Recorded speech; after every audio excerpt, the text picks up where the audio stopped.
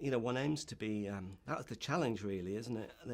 The challenge for me, especially in creating a whole new universe, a whole new world with new characters.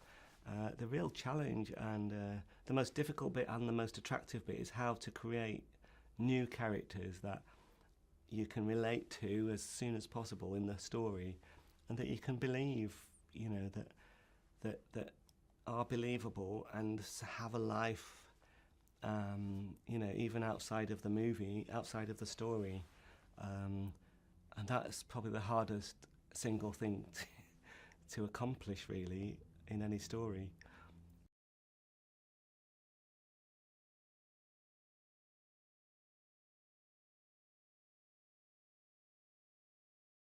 I've been with Aardman for a while, but when I first joined Aardman, Aardman was very small, and I was at film school, and I was making A Grand Day Out, the first Wallace and Gromit film, and Aardman were recruiting animators really for the first time, and I met Peter Lord and David Sproxton, and really they were the only other people around at the time doing stop frame, and particularly with clay. And we had kindred spirit, and we met up, and they asked me to come and work for Aardman, and I brought Wallace and Gromit with me, and it was finished under the Aardman umbrella, and they, Aardman have just always been encouraging and very much of the same values and love of stop frame animation and love of storytelling, love of character, and we're kind of micro-climate, really. In Aardman, it's a kind of greenhouse for talent, and the way Peter Lord and David Sproxton have run the company has always been to nurture new talent, and that's where I came from, really.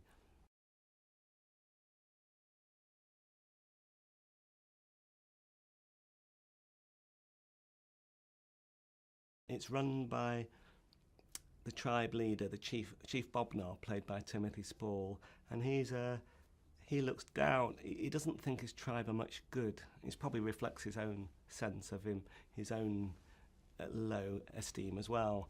But he kind of keeps the tribe in a way as a low achievement tribe, and a tribe with little confidence. And Doug,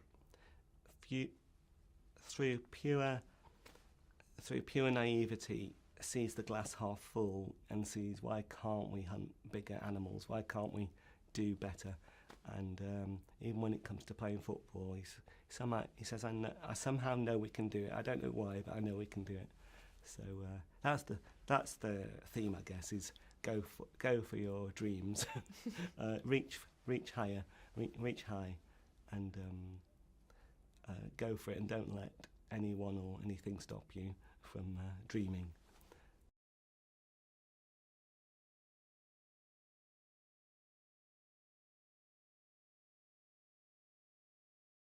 I think what keeps me going is the comedy and thinking up ideas. I just love, with Mark and the storyboard team, and I just love to think up ideas and contribute to visual ideas and story ideas and characters. Well, the whole aspects of it, really. I love the fact that I love movies and creating a movie and a world and compelling characters and compelling story, and hopefully stories that move you.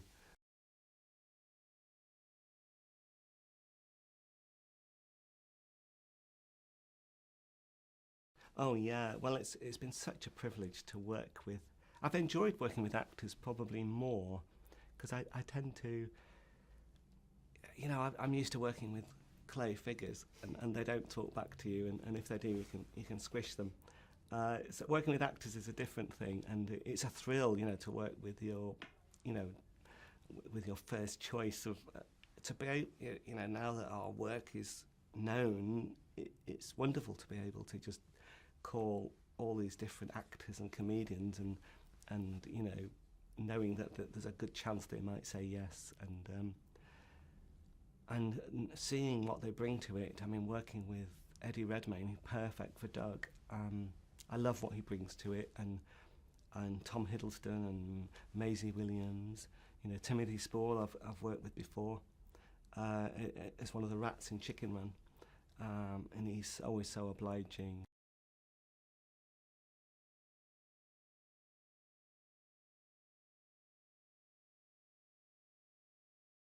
We have such a talented bunch of people. And it's just a great, it's just a great environment to be in, and so creative.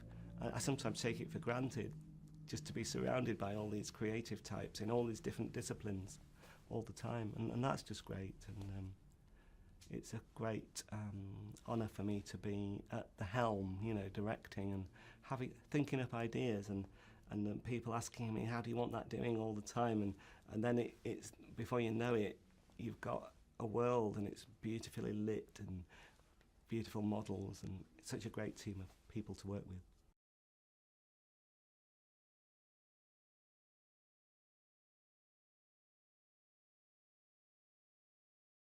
I love the tactile nature of stop frame animation. I always have.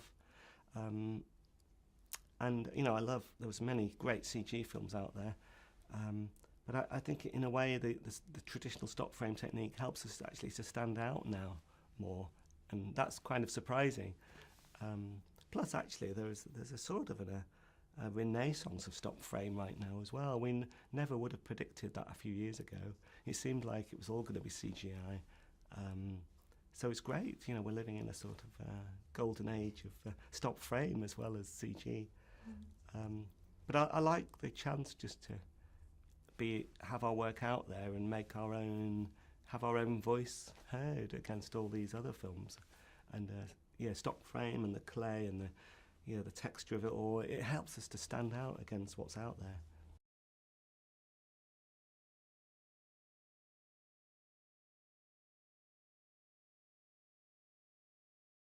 I can't wait to, you know, let the baby out and see what the audience think, and hopefully, I think if one is true to oneself, then that makes it more universal.